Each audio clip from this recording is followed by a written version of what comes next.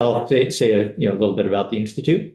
Yeah. So my name is Laura Kleiber. I've been with Minor Institute for quite a while now. I've was a SUNY Plattsburgh graduate, but have done my graduate work at the University of Vermont as well. So we are up here. You can just see above that box, we are in the very northeastern corner of the state. So right along Lake Champlain, and right near the pretty close to the Rouse's Point Bridge and the Canadian border. So we are a research and education dairy farm. We have about a herd of approximately 500 to occasionally up to 550 milking Holstein cows, about 1,300 acres of cropland that we manage. So our farm, while we have, a lot of other, we're a bit more diversified in the sense that we have education research programs than other farms. Our farm still does face a lot of the same challenges that many of our farmers face. So it's a great place to conduct research in a way that we have a good amount of control over the land that we're conducting the research on, but again, still facing all of the same environmental and economic challenges that other farms are. Yes. It's a Chazy, is it close to your farm, the Chazy River? Yes. So we are in the Little Chazy watershed, and the Great Chazy is just north of us. Julian, is it possible to move or remove that black box that's right? This one? There used to be. Yeah. Minimize. Right, your bottom right? No. Actually, you can move it down to a different spot. Here is. My son went. Okay. Yeah, so we have an environmental science program in collaboration with SUNY Plattsburgh in the fall, an advanced dairy management program that was originally all University of Vermont students, but now we've diversified as there are fewer farm kids coming to take part in the program. We've had to expand geographically to other universities, and then a summer program with interns. So a lot of students of various age ranges, undergrad through graduate and postdoc, doing research and learning on the farm. Question? Yeah, just governance, Laura. Is it part of the SUNY system or is it an independent? No, we are a separate not-for-profit. Okay. And so we are a not-for-profit with an education foundation. And so we're separate, but we collaborate with a lot of universities, but yeah, we are our own individual entity. So I know you heard from Joshua and Heather last week, so I won't cover everything that they've covered, but just to maybe reiterate some important points and hit a few others. Of course, we're installing tile drainage to drain that excess water from poorly drained fields.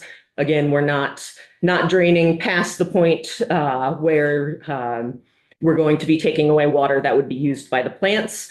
And this is really important given the landscape that we're in. So here on the left-hand map, you see an outline of the Lake Champlain watershed in gray, and then you can see the similar footprint in green over here.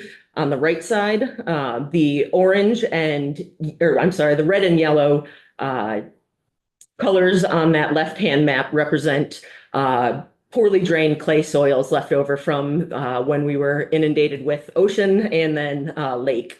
And so you can see essentially these red and yellow areas reflect to a large extent the original extent of where Lake Champlain or the Champlain Sea used to be. And so you can also see then on the right-hand side that if you sort of superimpose those two maps together, that light green area, which represents our agricultural land use, does really sort of overlay with those poorly drained soils very well. And this certainly isn't a coincidence. Those clay soils are very naturally fertile. They have a lot of excellent properties for crop production, but at the same time, they are at risk of excess moisture and a crop failure as a result. And so in these landscapes with these really poorly drained clays, as well as a lot of areas that have regularly seasonally high water tables. Our farms are facing a lot of challenges with these poorly drained soils. And so as we are able to manage that water better, we're able to achieve higher crop yields as well as quality.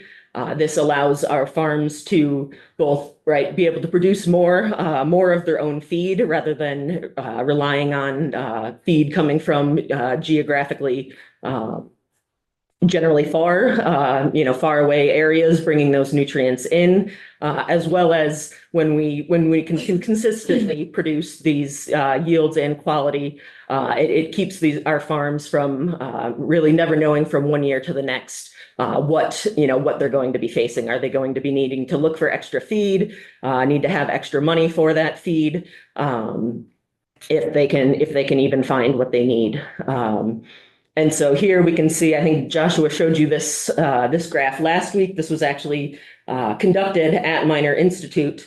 And so it's a poorly drained silty clay soil. And so we can see a few different perennial species. Look at Timothy grass. When we go from no drainage, just a surface drainage, we increased our yield by four times, and then didn't really see any benefit of tiling. However, if we look at alfalfa, we can see we go from virtually no alfalfa production when we didn't have any additional drainage, increased by about 5 times when we surface drained. But then unlike the Timothy, we continue to see yield benefits as we increase our drainage intensity. And this is really important when we think about this as alfalfa, because it is a much higher nutritional value crop than our other grasses. And so it is energetically relatively similar to corn silage, which is what we think of really as providing sort of the main source of energy to our cows, but not being a row crop, having that perennial cover, it can provide us with additional agronomic and environmental benefits. And we've actually, in recent years, conducted a study at Miner Institute, and I've taken a quote from the report so that I didn't state it wrong, as I'm not a nutritionist, but you can see that the results indicated that you could feed a ration formulated using an approach between 10 to 90 and 90 to 10 alfalfa to corn silage and expect similar intake in milk production. And so what that means is rather than feeding a larger proportion of corn silage and therefore having a larger portion of our land as corn silage, potentially there's opportunity to move some of that energetic requirement to alfalfa rather than corn silage, and again, reaping some of those agronomic and environmental benefits. But alfalfa being a drought tolerant crop and not one that does well in wet conditions, it's really important to have this drainage. And so again, a common theme of the presentation today is going to be trade-offs, right? There's always trade-offs. There's rarely a free ride when we think about these solutions, right? Every solution sort of comes with its new set of problems, and really it's trying to sort of find the best of all worlds.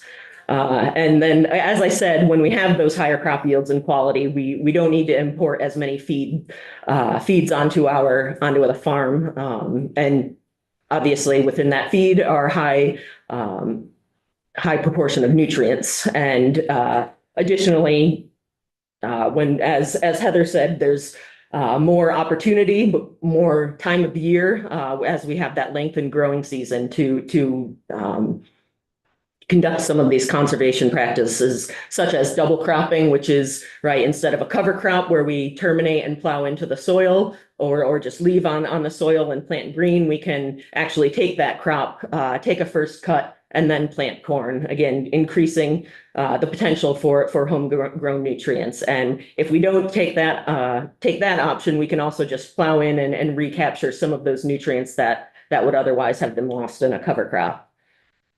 And so this is a figure that sort of demonstrates why this is really important to keeping our keeping that nutrient cycle as geographically tight as possible.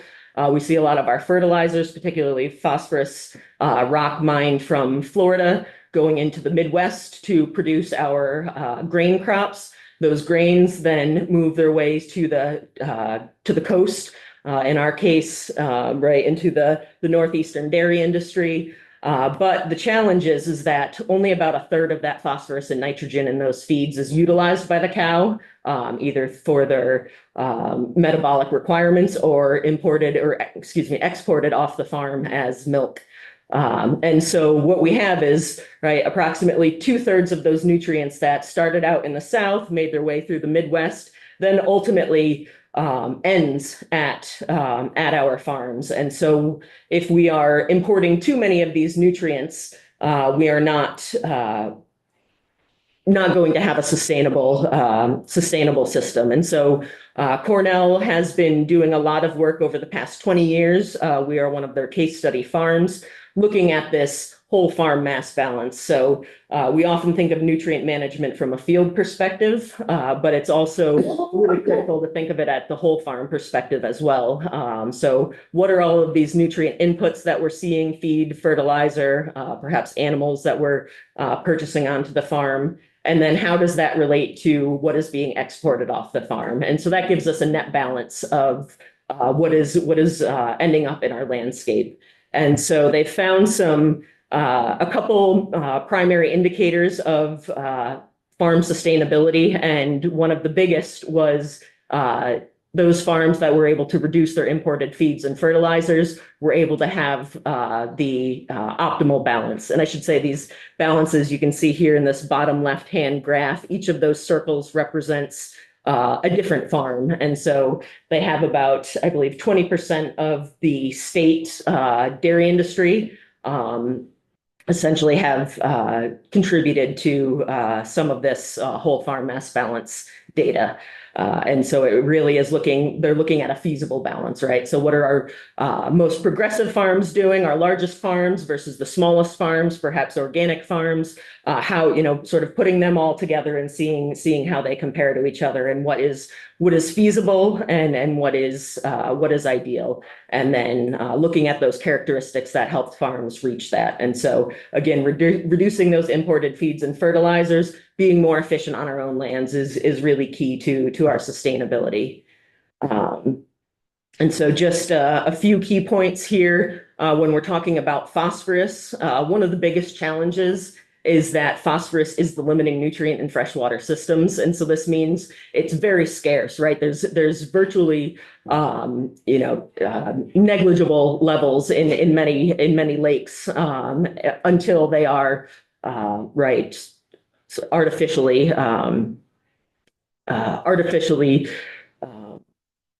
raised those phosphorus levels due to human activities. But so that means that, right, anytime we have any small input of phosphorus, there's a chance that we could be making a change. And so this really means that, as Joshua said, a lot of times we see, 98, 99% of our phosphorus remaining in the fields. That 1% is a really tiny amount, right? When we think about efficiency, 99% efficiency generally would be pretty good. But when we think about what the environment is that drainage water is going into, it's extremely sensitive. And so, it's important to recognize that it's a very sensitive system and not that sort of extraordinarily large amounts are continuing to go in from our farms. But so when we think about phosphorus, it's relatively immobile. It binds to the soil. This is why for a long time we didn't expect to see much phosphorus in tile drains. We'll talk a little bit later about why we did start to see that. But because it does readily bind to the soil, oftentimes our biggest losses are from soil erosion. And so when with tile drainage, we generally reduce the instances of erosion quite greatly. This means that we can see significant reductions in that soil phosphorus, or we have the potential to see significant reductions in that soil phosphorus. But because it is relatively immobile, we also can build it up in the soils and therefore be, having to manage, deal with the consequences, I should say, of what we were doing 50 years ago before we sort of understood the science better. When we look at nitrogen, that is the limiting nutrient in saltwater systems. So a little bit lower on the priority list relative to phosphorus when we're in freshwater systems.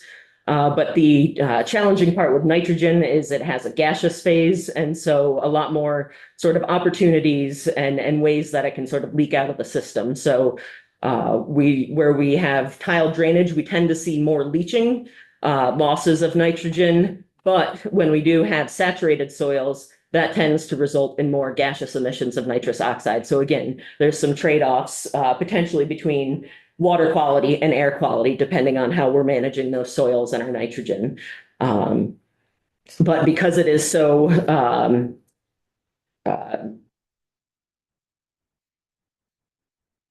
volatile, I suppose, there's that gaseous phase. It is not does not attach to the soils. It won't readily accumulate as phosphorus does. So we don't have that legacy effect when it comes to nitrogen.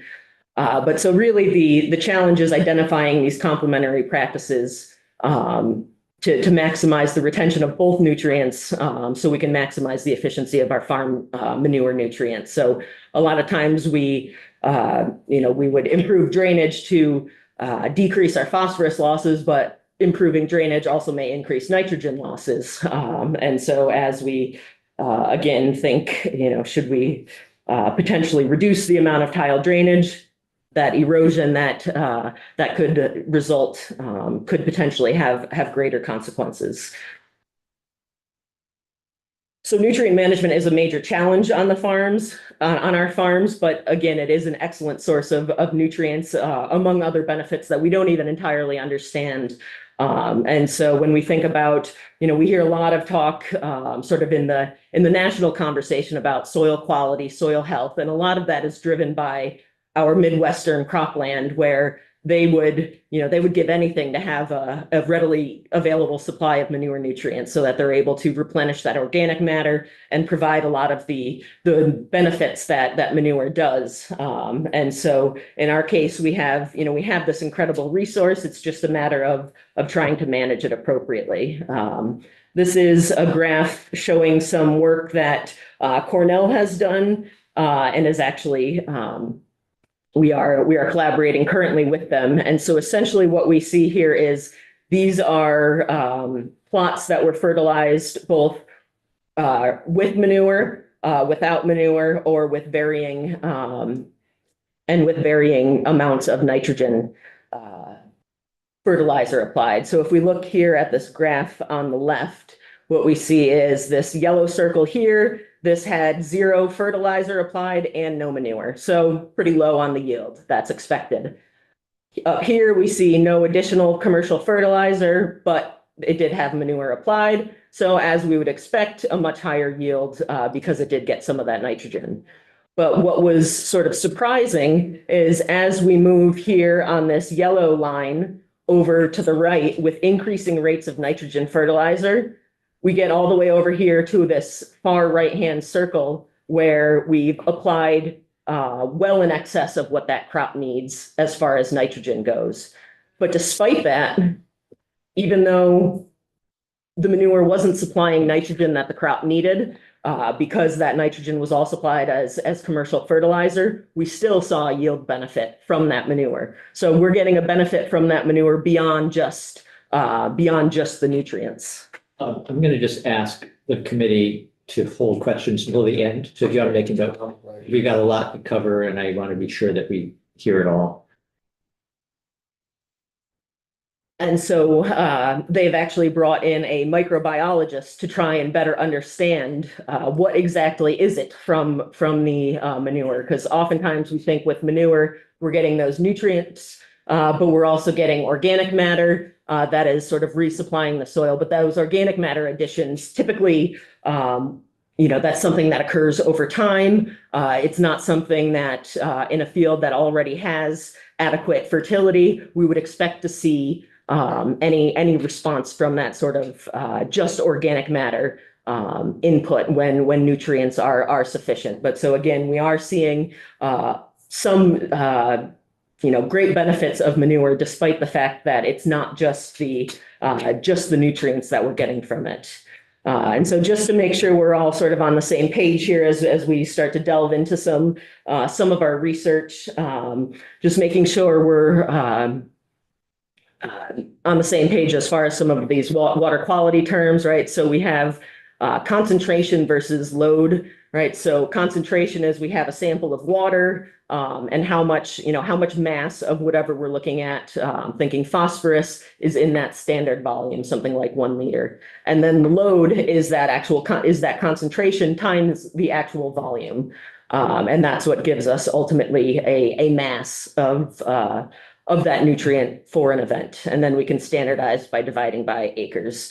So as far as what the general research says about tile drainage and water quality, as Joshua said last week, there really are very, very few, almost non-existent studies comparing the environmental impacts of tiled versus not tiled fields.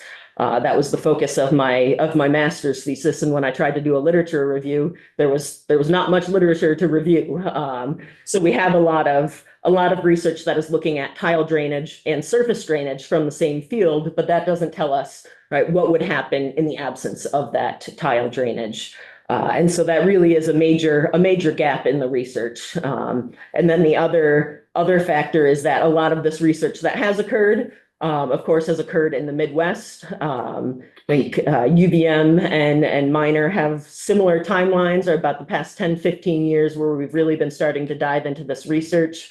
But still certainly a lot to go before we have a better understanding of exactly what's going on within our landscapes and our forage production systems. But so generally speaking, we see lower concentrations of phosphorus and sediment, which is generally carrying phosphorus in surface runoff, than surface runoff, but we see higher flow volumes. So you can see here, right, in this bottom right picture is two samples from our location, one of our sampling locations, a surface sample that has a lot of eroded material in it versus a tile sample that is nice and clear. Now, that doesn't mean there's not dissolved nutrients within that tile sample, but certainly gives a pretty good example of the reduction in erosion we can see. So generally, also, we see about 0.4 to 1.4 pounds per acre of phosphorus exported through our tiles. Again, this could be, anywhere from a half to a few percent of the phosphorus that is being applied to the fields. And again, generally, we're going to see increased nitrogen exports, but in water, I should say, but reductions in those greenhouse gases. This is an area that is a little more speculative at this point. There's good research underpinning this, but we haven't actually conducted the research in our area.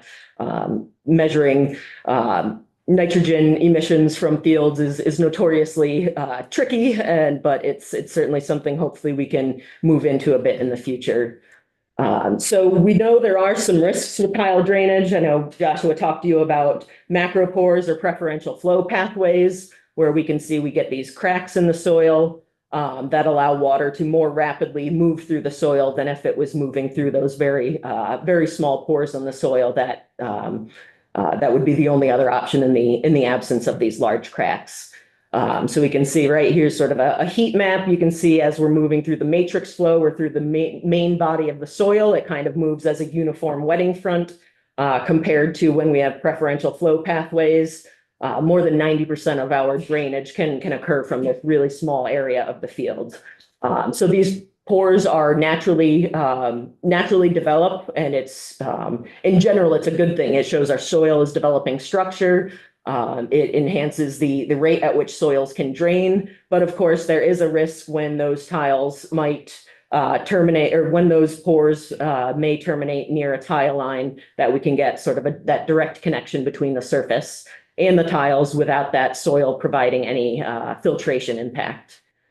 But while we need to recognize that is certainly a risk, it's also important to recognize that not all soils are going to have those cracks and react that way. So this is some data from my master's research, where we had 4 quarter-acre plots. 2 were drained, 2 were tile drained, and 2 weren't. So we were collecting surface runoff and tile drainage from those drained plots, just surface runoff from those without tiles. And so here we see an event. You can see what I was doing over Christmas in 2014. But we see tile flow here peaking much higher than any of our surface pathways. But what that resulted in was, was an 86% decrease in surface runoff. So this red line is the surface runoff from those non-tiled plots. And this dark green is the surface runoff from those tiled plots. So we had a lot more tile drainage, a lot more drainage overall, but that was occurring with a 86% decrease in surface runoff. And again, when we see surface runoff, much higher risks of erosion. So we saw 67% more total flow, but again, much lower rates of surface flow. And so what did this mean as far as phosphorus losses? Well, we can see now that tile drainage line where our water was peaked much higher. Now we can see it swapped places with that surface runoff. So we had much higher water drainage rates through the tile flow, but ultimately that surface runoff was able to mobilize more phosphorus than either the tile or the surface combined from those tiled plots. And so ultimately that resulted in a 50% reduction in the amount of phosphorus loss. So lost a little bit over 1/10 of a pound per acre in this one event from these plots, from those untiled plots, but lost half of that in those tiled plots. And that's because by allowing that water to move through the subsurface, through the soil was able to interact with the phosphorus in that drainage water, remove it as a filter would, and then ultimately, despite the fact that we had a lot more flow, had less drainage overall. And here you can see sort of the cumulative results from that study. It was about 14 months. And they were corn silage plots, but so we can see the green again is those tiled plots. It's not just tile, it's tile and surface. And the red is those untiled plots. And so we actually saw a little bit of a reduction in soluble P directly as a result of this event when we did see a little bit elevated soluble phosphorus because there had been a manure application about a month prior. But when it comes to total phosphorus across the 7 or 8 major events that we had during this period, ultimately we had almost identical total phosphorus losses. So we saw, again, a lot more drainage water lost from these plots. I apologize, I can't remember the number exactly off the top of my head, but despite that, those lower concentrations found in the tile drainage lines were able to compensate for those increased drainage rates. And ultimately we came out about even across the 2 treatments. So this brings up, again, that important point of legacy phosphorus. We have the opportunity to build up phosphorus in the soils, but so what we see here is across the horizontal axis, increasing levels of soil phosphorus, along the y-axis, increasing levels of phosphorus in drainage water. And so what we would expect to see, right, low levels in the soil, we're going to have low levels in the drainage water. At our highest levels of soil P, we're going to have the highest probability and highest likelihood of seeing elevated levels in our drainage water.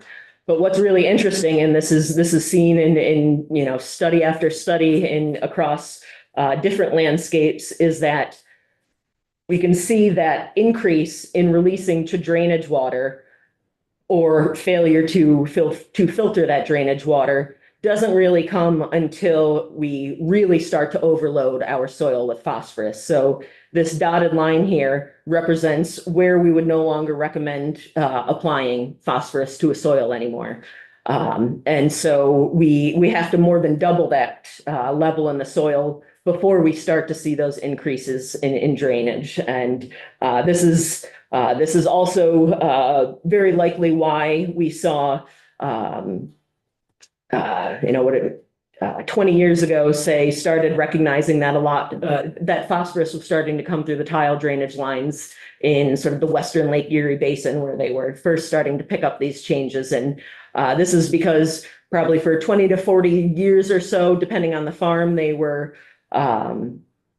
applying manure, utilizing no-till. And so the soil was essentially slowly accumulating phosphorus. And it wasn't until it really sort of hits this high point that all of a sudden it starts to release. And at that point, we recognized, we had probably sort of oversaturated the system a bit. And so we need to recognize the soil does, it's not a limitless capacity as sort of was previously understood to be more of the case. But if we are able to manage our soil test phosphorus levels as our nutrient management plans now sort of force us to do, whether we like it or not, we're often going to prevent new fields from sort of accumulating, though there's certainly nothing we can do about fields that had less stringent management in the past. And so another one of those indicators of sustainability that the Cornell group found was that if we increase the acreage per cow, this allows more land base to spread out those nutrients.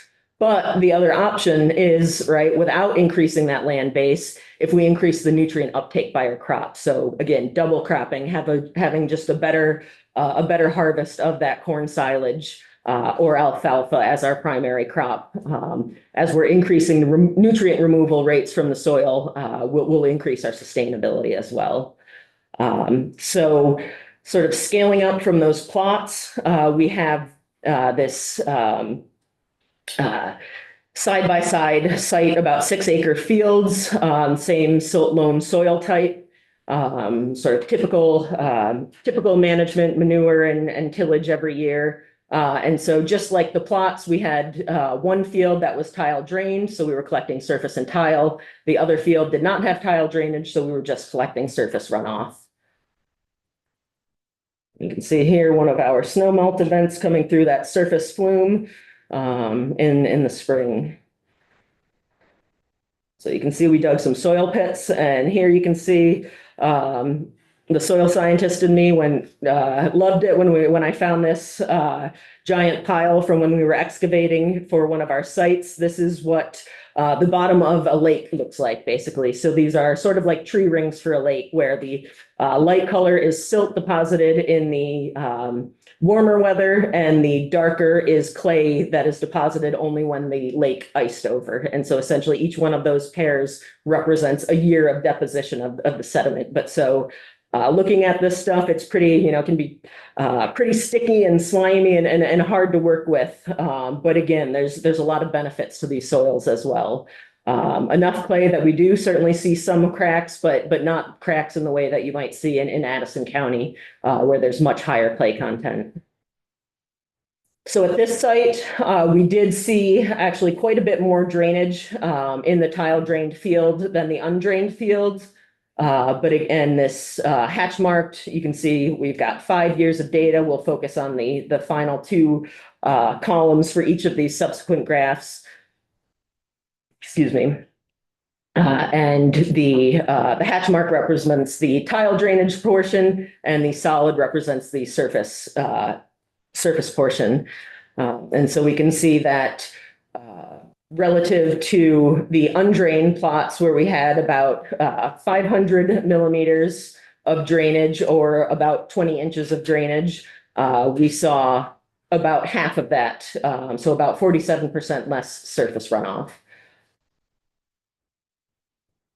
As we expected, we did see more nitrogen loss, and primarily through the tiles.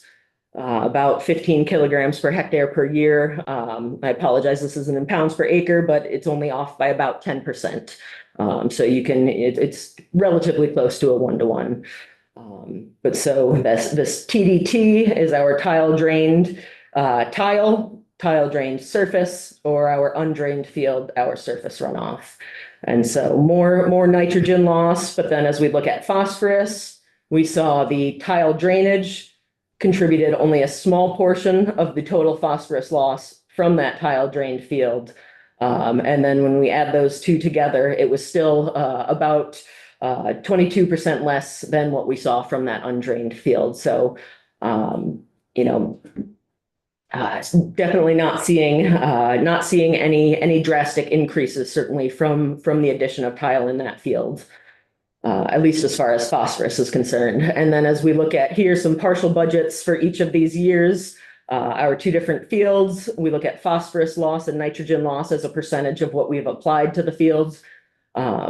It's right, roughly, we've got less than 1% a lot of the time in our phosphorus losses, and somewhere between 2 and 10% approximately for nitrogen losses. How much more time? Just about? Okay, Yeah, I think if you want to finish though, you just got a few more slides, so that's. yeah, okay. So here we'll look at some cumulative data. And so we have 6 fields that have been monitored 5 to 6 years apiece. You can see various ranges of soil test phosphorus from low to high. And then we have concentrations, right? So these are concentrations, not loads. We have soluble reactive P on the left, total P on the right, and then surface and tile drainage. Each of these boxes represents the middle 50 percentile, which is reflected in these tables up here. But so just sort of a quick snapshot, right? You can look at sort of the exact numbers later, but really quickly and easily, we can see that these tile boxes, right, are almost non-existent. That middle 50 percentile is very close to zero compared to our surface runoff data. Whoops, battery's going to make me finish anyways. And then as we'll just skip through to looking at this final slide where we have total phosphorus loads from different fields that we've monitored, surface runoff and tile drainage across different years. And so what we see is, oops, sorry about that. We'll look at, right, the top shows us how much is total loss. The hatch mark is the tile contribution. The solid portion is the surface contribution. And so what we see is about a third of the soluble P is coming through our tiles relative to the surface, despite the fact that 80% of our total field drainage is coming through the tile drainage. So the majority of our drainage is occurring through the tiles. But despite that, we're still seeing 2/3 of our phosphorus losses coming as surface runoff because of that, the erosion and that greater opportunity to mobilize phosphorus that we see with surface runoff. And then we see here, looking at those same fields, but looking at total phosphorus.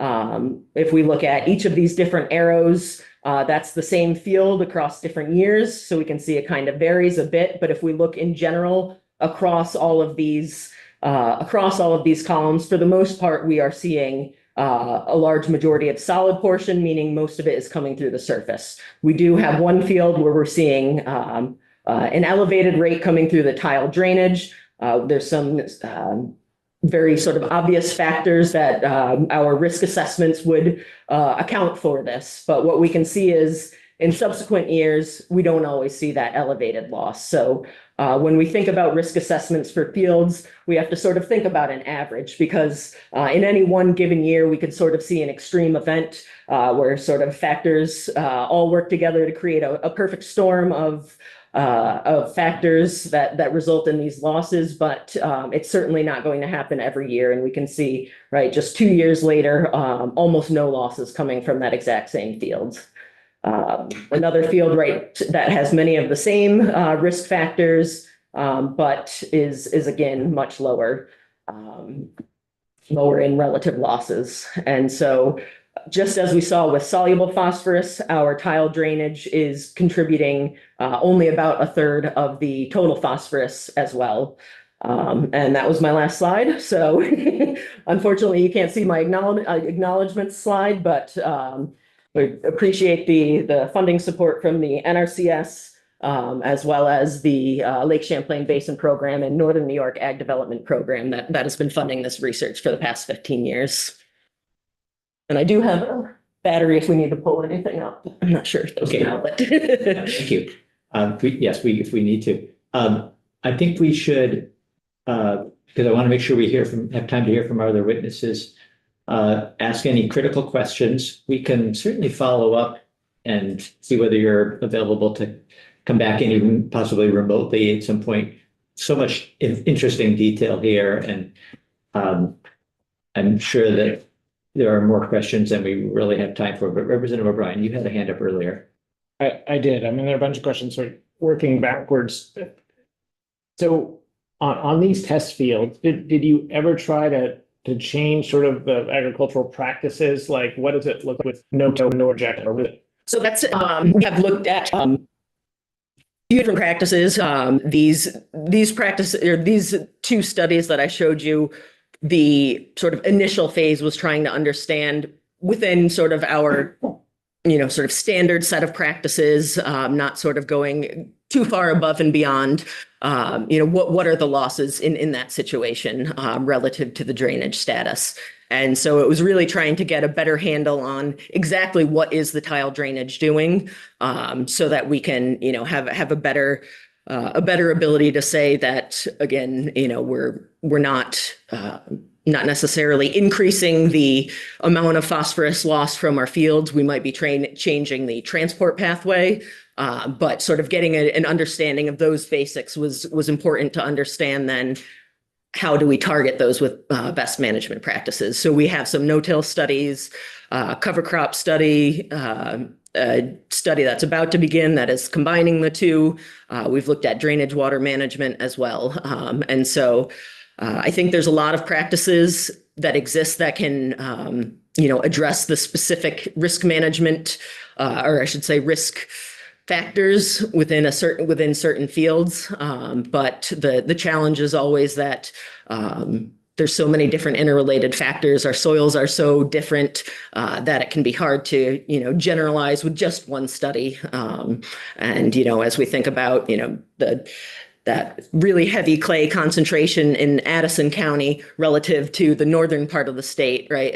It's important to recognize that what works in the northern part of the state might not work in Addison County, and what works in Addison County might not work in some of those better drained soils. And so it's a matter of trying to sort of understand the basics and then build on top of that.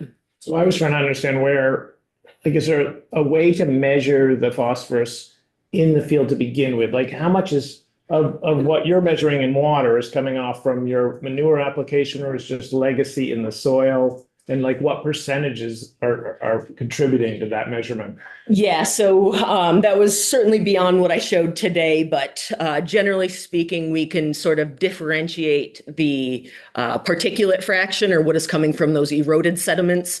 And then that is sort of our soluble phosphorus to total phosphorus ratio is going to be very different than what we would see if it was coming from manure, where manure would have much more soluble phosphorus and would be dissolved organic. And so we can detect some of those, it's not going to be a perfect representation, but is a fairly strong representation of what those different source factors would be. Representative Nelson, you had a hand up, I think, too. Oh, wait, we got another witness. I could jaw with her all afternoon.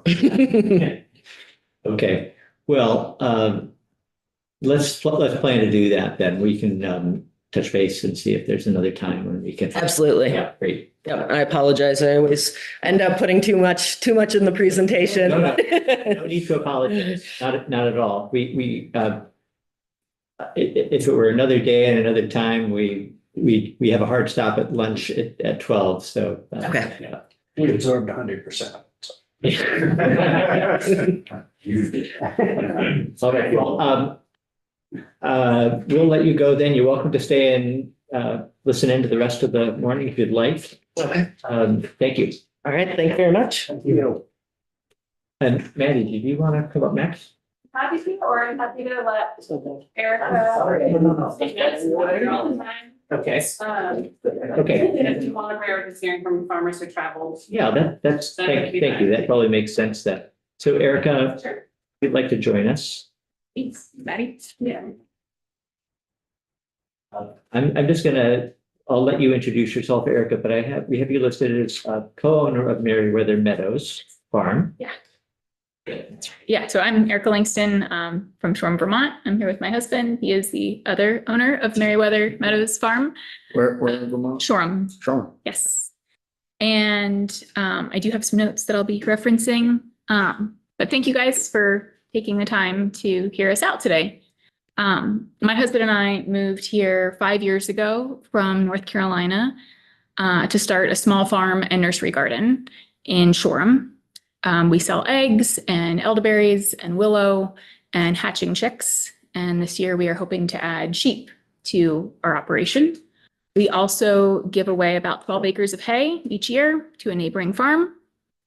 And we moved here, not because we have family or friends or any real connections here, but we moved here because of the agricultural reputation that Vermont has, and Addison County specifically, and NOFA specifically. And when we moved here, and we were looking at property, we were not deterred by the small dairy to the north of us. It's about 250 acres of dairy and corn and hay. We are absolutely not unfamiliar to the sights and sounds and smells of a working dairy. We've worked on them before ourselves. But we were surprised our first year by the manure management that was taking place on that dairy and how it was impacting our land. We found puddles of manure in low spots of our land filled with foam and shiny, glistening water. We found that our neighbor was spraying manure within 60 feet of our well. Trekking across the back part of our pasture where we intend to graze, we've found year after year that we are standing shin deep in manure from the pit that is about 600 feet from the center of that field that we own.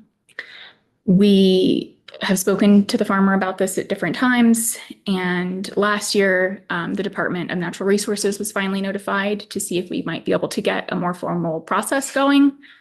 An investigator went out, they spoke to that farmer, they found there was no freeboard left in that manure pit, and there was indeed runoff in our meadow. But it had been a complicated year for spreading the year before, the fall before. And so no violations were found. There was not a follow-up plan put in place. And again, this year we found ourselves with the same situation as we had the year before that and the years before that. We reached out this time to the Department of Agriculture to see if maybe there was a program they might be able to put the farmers in touch with to see if there's some sort of mitigation that might be able to happen from the manure pit specifically. While we experience runoff from other parts of the fields, there is tile drainage along our hedgerow on the neighboring side. We've found ways to sort of live with that and try to mitigate that ourselves by swaling our part of the property and planting against the slope to sort of slow the runoff of water that's happening from those drains. But what's coming off of the manure pit is something that we personally can't manage ourselves. So once again, like I said, we turned to the Department of Agriculture this year. They have forwarded us to the Department of Natural Resources once again. So another investigation has been started, which I don't think our neighbor is happy about, and has continued to sort of sour relations between us in that respect, which is a shame because we get along otherwise, or we have in the past. In this process, we found that in that manure pit, the Agrimark has had a permit to discharge some of their industrial waste. It's one of, I believe, 100 farms in Addison County that receives discharge from Agrimark, which really sent off alarm bells for us because we aren't just trekking through liquefied cow patties at that point. I'm sure you're all aware of the concerns with PFAS, particularly within ag right now. And while we don't want to be alarmist with that information, we are concerned and have started to look into what our options are for testing. It's not cheap. It's about $1,200 to have both our soil and our well tested. And so far, we have not found a ton of support from state agencies to help with that testing or help with water filtration should we need it. The irony in discovering this discharge permit and the potential for PFAS in this runoff is that we moved here from Wilmington, North Carolina, and we had been hauling in bottled water for 3 years for home use because our municipal water supply had been contaminated by PFAS from a DuPont plant upstream of the Cape Fear River, where we pulled water from. And while I'm not certain that there's PFAS in our soil yet, the thought that there might be is quite horrifying based on why we purchased this land and the purposes that we intended to use it for, and how that might be completely sidestepped at this point. But as an outsider, I gotta say, we have no appetite for lawsuits. And we've heard some of the testimony that's happened in this committee paint outsiders as sort of, I don't know, wanting to come in and kneecap Vermont farms. And I could say as somebody who's come here from the outside, that is quite the opposite of why we came here. We came here to be a part of that agricultural fabric and Vermont's agricultural heritage and legacy. And of course, we hope that state agencies can help mediate us out of the situation that we're in. We do not want to see the inside of a courtroom and have no intent of seeing the inside of a courtroom at this point. But our faith in the bureaucratic channels that are available to us is really dampened at this point. And if S45 does pass, I have lots of questions about where the buck stops, who is accountable when things sort of go awry, or what is considered acceptable agricultural practices, certainly not best agricultural practices, but acceptable. Is it neighbors? Is it going to be the state? Will there be some sort of fund developed to help mitigate these situations down the road? I have real concerns that the way that we've sort of been handled within the bureaucratic channels, I don't know how much change or resolution could come if that is the only channel that we had available to us. I do think that preserving the right to litigation is somewhat of a deterrence and somewhat of a motivation for both parties to mediate. Because without it, I think the power dynamics greatly change between neighbors. And the impetus to come up with a resolution changes between neighbors. And that's something that I am really afraid of happening if S45 passes. And I think, again, it's probably no surprise to anybody in here, but the EPA has found that Vermont agencies are overwhelmed and have failed to meet the standards required under the Federal Clean Water Act. So to assume that they might be able to hold farms accountable going forward without the pressure from neighbors and the risk and threat of litigations doesn't leave me with a lot of hope. So I guess what I'm asking this committee to do is preserve that access and to affirm our ability to be heard outside of bureaucratic channels that may or may not be working for us, and to help us defend our land and our health, should it come down to that. Yeah. Thank you.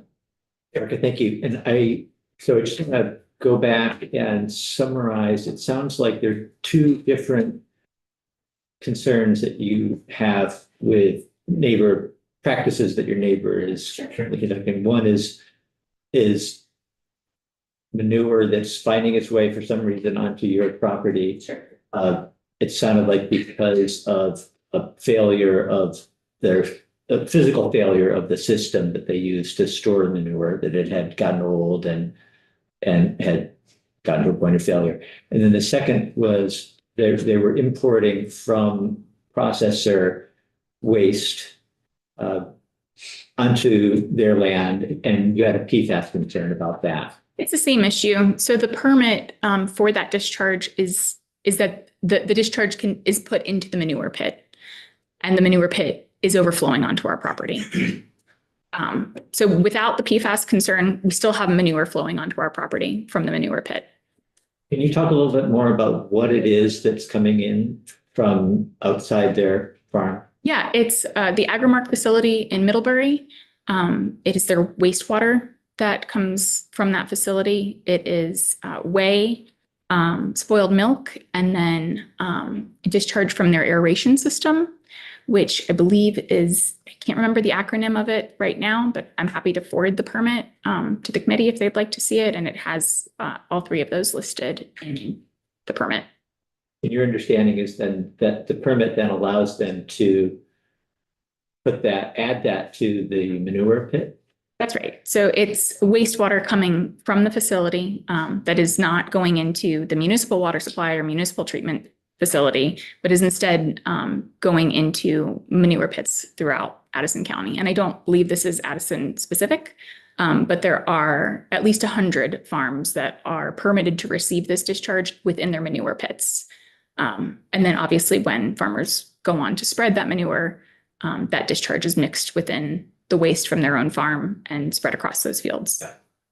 And has there been any, I'm not sure how long this has been going on. You said you moved here 5 years ago. Mhm. Has there been any indication that the farmer your neighbor is making improvements to their handling system? Not to our awareness. As early as the spring, or as late as the spring, we were still shin deep in. Okay, committee, Representative Markman. Is it considered a large farm? Your neighbor? No, it's about 250 acres. So it's How many? relatively small, How many cows do they? less than 150, How large is your 30 acres. 30? Representative Lipsky.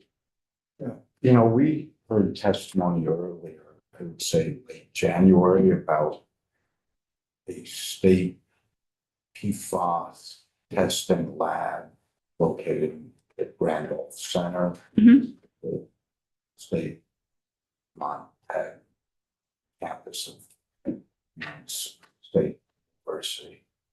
Did you ever reach out to them or? I have not, no, I did not. I wasn't aware of that testing. You recall, I don't know if it was E.D. Flurry who,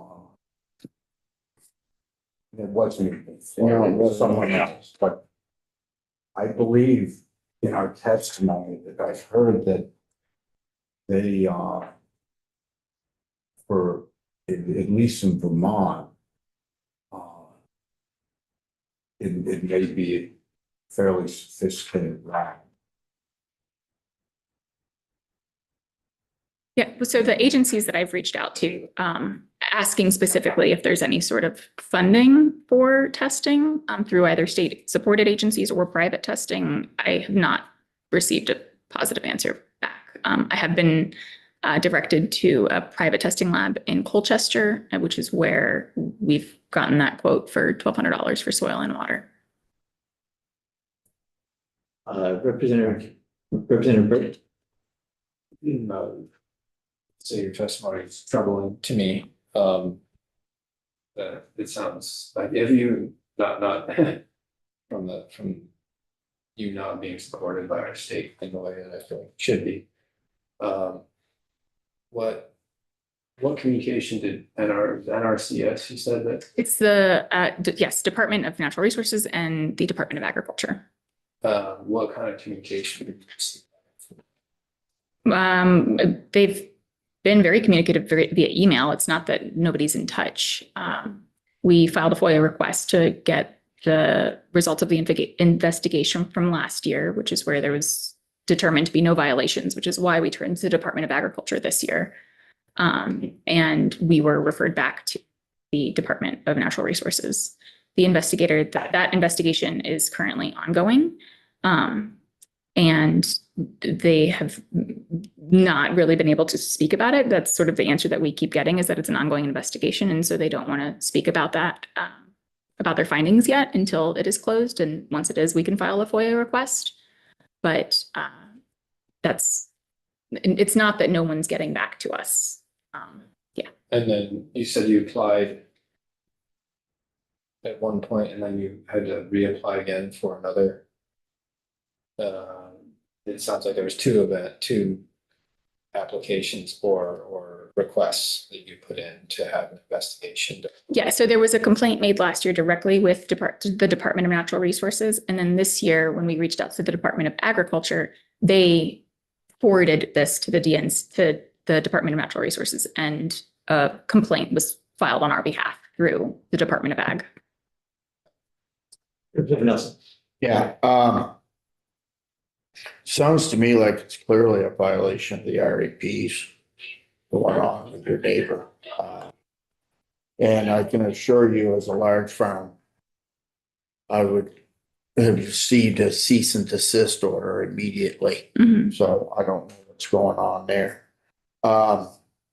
In the S45, you read through it and down at the bottom, it's mediation, arbitration. It does not remove the right to litigation. Sure.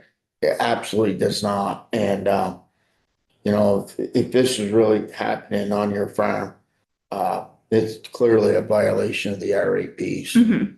And large farms are inspected every year. Medium farms every 3 years. Mhm. And certified small farms every 7 years, Mhm. which may be increased every 5 years, I think we saw. 5%. Yeah, in S124. But Mhm. this is not acceptable. Mhm. So, Yeah, we feel the same way. no, as far as the wastewater from Cabot, I believe that is detergent free and everything else, so there should be, because they do apply that, and some they direct land apply. Mhm. Mhm. And it's not like a sewage sludge that some of us have brought bills to stop being Sure. applied to land. But you know, hey, you have you reached out to Cabot or Daggermat to ask Mhm. them what's in that? No, we spoke with just the Department of Natural Resources. They assured us that it would not, if there were PFAS in it, it would not be nearly as high as industrial waste. It don't obviously. matter. I understand your concern with Sure. PFAS. I have Yeah. them as well. But you should be able to reach out to Agamar, and Right. perhaps they could show you a nutrient value Sure. or lack thereof of the Mhm. nutrient value of this stuff. And I'm happy to. I do think that one of the issues that I have with S45 is getting to this point. We've put in a lot of hours. We've done a lot of legwork already. And it does feel like the hoops that will be in place and the additional, the language that's in there about trespassing and the language that's in there about acceptable agricultural practices increases the onus on the neighbors and on anybody who brings a suit Well, to. they're in our current right to farm bill now. Sure. But you don't have a right to do what's happened there. You know. The neighbors don't have the right. Yeah. Sure. So, Erica, thank you for your testimony. I think it's been helpful for us to hear it. I think that, yes, absolutely, under existing law, we have none of us are lawyers, I don't think, around this table, maybe around the edges of the room, but I would also just ask that you, if you haven't already, that you make your local representative aware of the situation in your state board. I think that they would like to know. Mhm. If you haven't had. Thank you guys. Yeah, thank you for your time. And Maddie, while we still have a few minutes, do you want to say It anything? works for you all. My testimony is pretty short, so Yeah. you may do it. All right.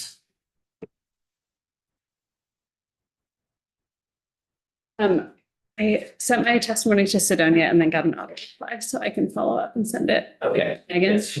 follow up and send it. Okay. So you'll have it.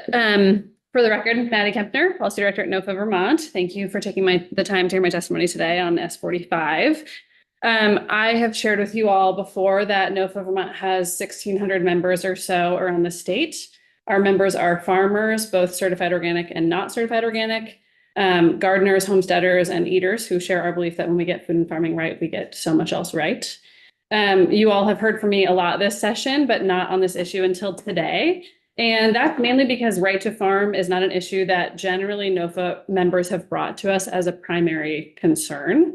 In a policy survey we conducted last summer, members who responded were asked to rank a list of issues in terms of what was most pressing to them and or their community.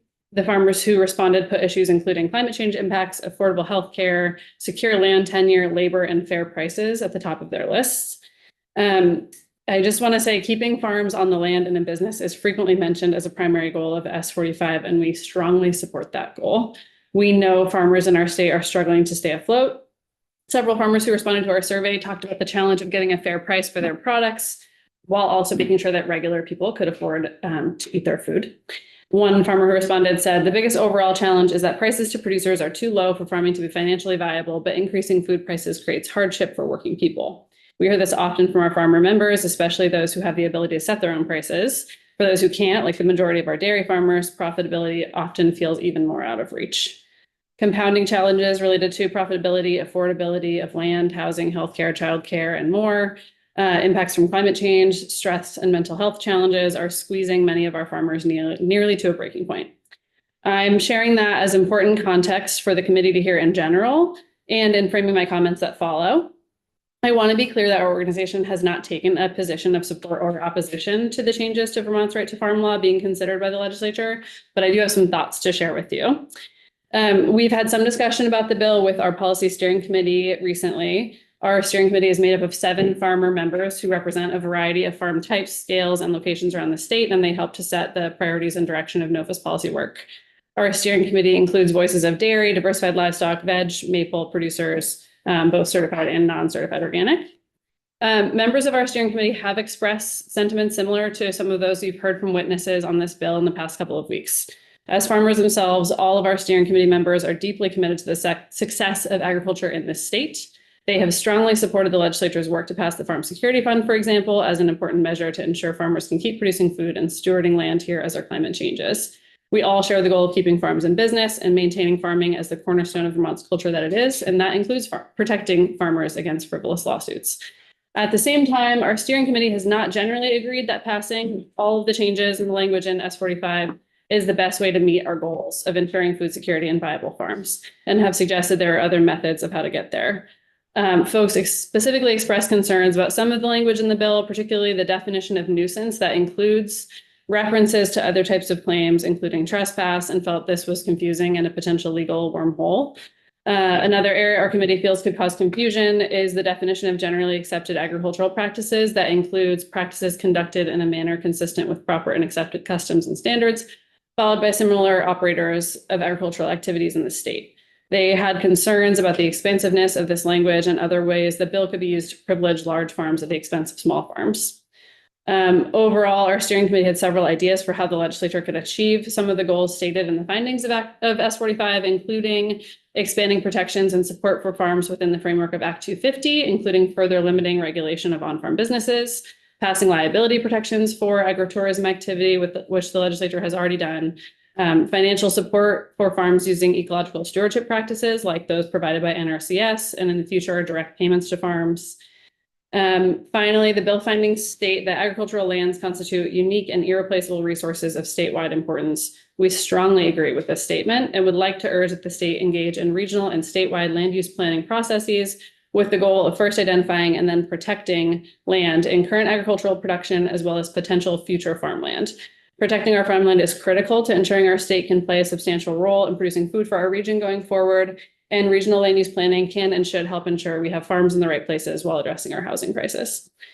Finally, we would like to urge the committee and the legislature to take your time with this bill. We don't disagree that there is a need to update our right to farm law, but also recognize that there are risks involved to farmers and to the quality of life in our state that make it important to get this right. Thank you. Thank you. Read fast. I'm happy to take any questions if you want to spend the time to ask them, or I'm happy to come back. Okay, we are going to be back updating the committee because yesterday's agenda didn't reflect this, but we're going to, after the floor, come back and work on S124, try to get that a little closer to the finish line. And if there's an interest in hearing or asking Maddie questions, maybe she'd be available then too. Yeah, I can do. I don't imagine being here past 3 o'clock in committee, one way or the other. So depending on how long the floor goes, if we are all able to come right back, I think we can jump right into one or the other of these conversations. And I think we're expected to be on the floor for an hour.